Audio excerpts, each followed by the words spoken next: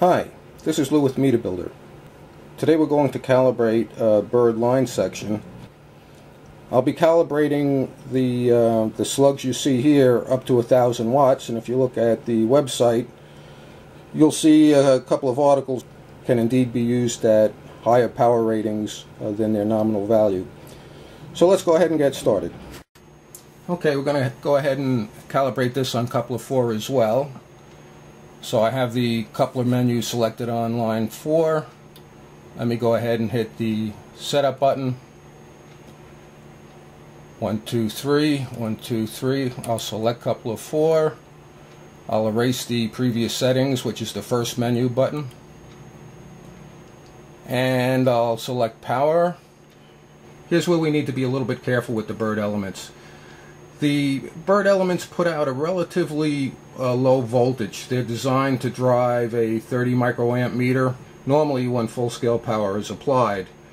They're applying only millivolts across the meter movement.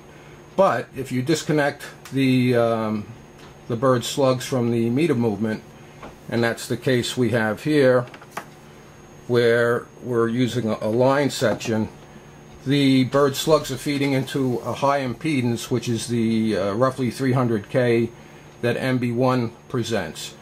We can get approximately a volt and a half. It's documented on the website what the curve is in the open circuit condition, and that will limit somewhat the resolution that we'll be able to attain with the bird element, but we still should be able to do a pretty reasonable job.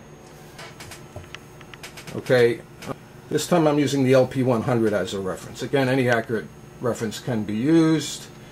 And you can see that we're not able to get with 1,000 watts, we're not able to get all the way up to 30,000. But as in the case of the Radio Shack coupler, we couldn't quite get up to 30,000 even though we got a little bit closer.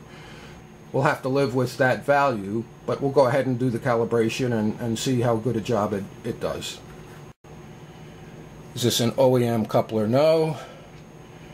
We'll use 80 meters as the reference band, and we'll set this up for 1,000 watts, full scale.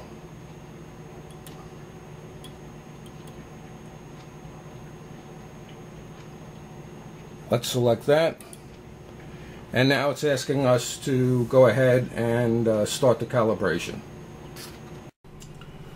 One thing you'll find is if your coupler is not quite that sensitive, doesn't put out a sensitivity being defined as the DC output voltage per watt, for the very low power values, the voltage might not be adequate to generate enough voltage for the MB-1 to do an accurate calibration. So we're starting at 0.1 watts instead of 0.05. Okay, if you see there, no input, value ignored, what it's basically telling us is that the voltage is not high enough at 0.1 watts with this coupler, with the bird line sections, to read that calibration point. So we'll move up to 0.2.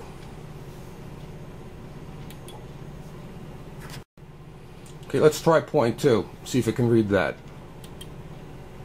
Okay.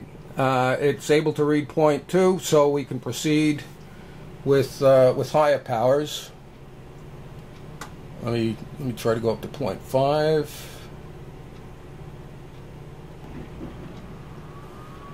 Okay, that's pretty good. So it's reading somewhere between 0.49, actually 0.48. So let me go ahead and hit a save. And as with the other couplers, I'll do the remainder of the calibration points, with the exception of the last point offline. Okay, we're at the last calibration point, 1,000 watts. And that's pretty close. Maybe slightly less than. See if I can get a little closer there. Alright, we'll call that 1,000 watts. And we'll save that. Okay, I hit the next to proceed to the next screen. Again, the purpose of this just to give me an opportunity to back up if I wanted to go to a previous point, so I'll hit next. We'll skip the frequency compensation. We'll save the settings to EEPROM. Okay, and now we're all set to do some A-B comparisons. Okay, now we'll do some A-B comparisons. We'll just dial some random power, let it sit there for a while. This is instantaneous power on the MB-1, and this is what the LP100 is reading. And again, I've gotten some comments that I'm not leaving it there long enough, so I'll let things stabilize for a while.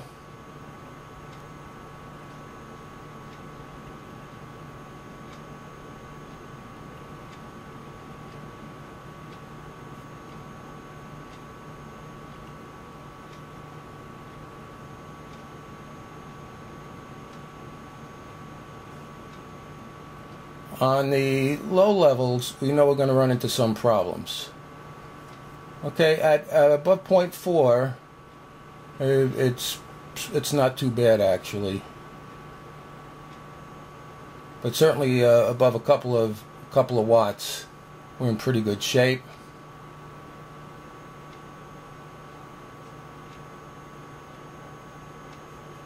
And again, if you find a range like between 50 and 100 where the accuracy is not quite what you want, you can go back and tweak it, because as you see, sometimes your reference moves around a little bit and you're basically making an educated guess as to what the power is. Now, let me put the amplifier on for some higher power.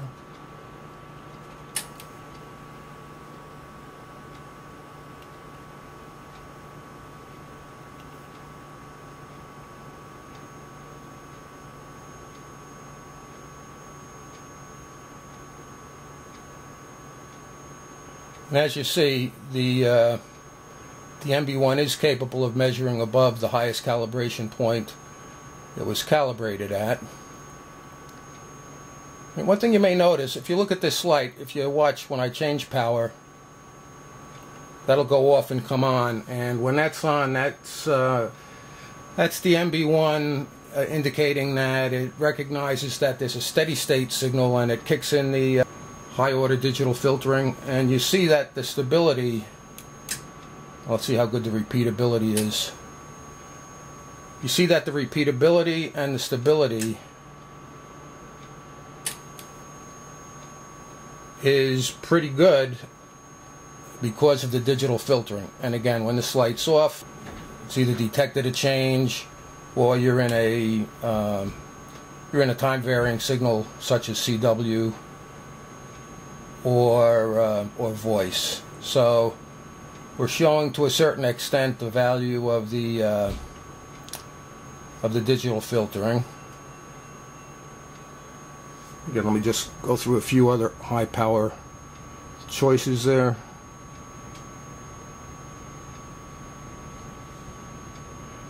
You know, it's pretty good. It's not quite as close as the match we had when we used the inexpensive coupler to match with the alpha, but part of that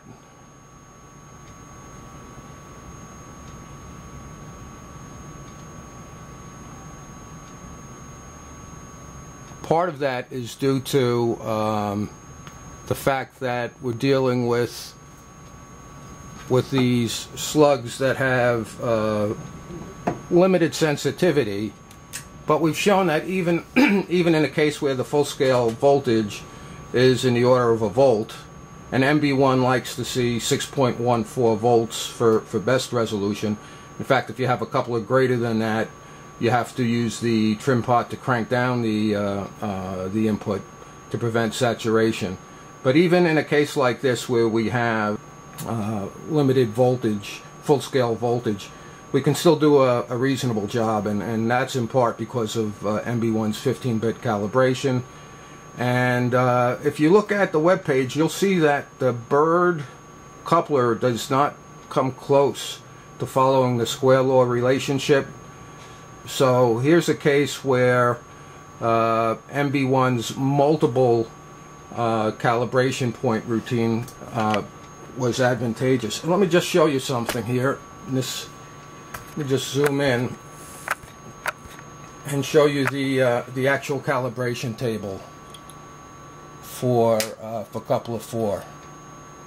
Okay, we calibrated 28 points, and as you can see, we concentrated on the low end.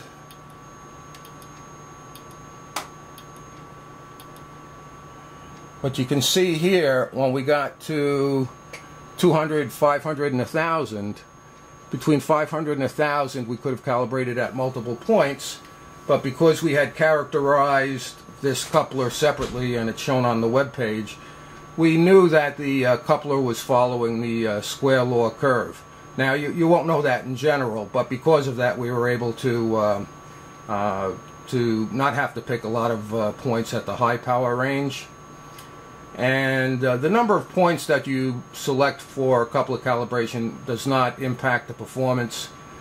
If you have a regular bird meter, we have instructions on the website on how to modify that, and you can use that in the same mode as you use a regular bird. You can just flip the flip the bird. You can flip the slug to measure forward power and reflected power, and of course you'll always be using the forward power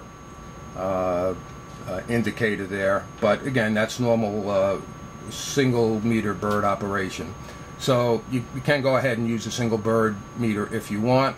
If you have two bird meters, you certainly can put a slug in each and put them in tandem, and you effectively have a dual line section. I used the 100-watt slug and the 25-watt slugs for reflected. You want reflected to be as sensitive as you can. Surprisingly, the 25-watt slug wasn't really much more sensitive than the 100-watt slug, so not sure that makes a difference, but 100-watt slug is probably a good choice for the normal power ranges, 0 to 1500 watts that we use. Okay, hope this was helpful. Have any questions, you can reach me at support@meterbuilder.com. Thanks a lot.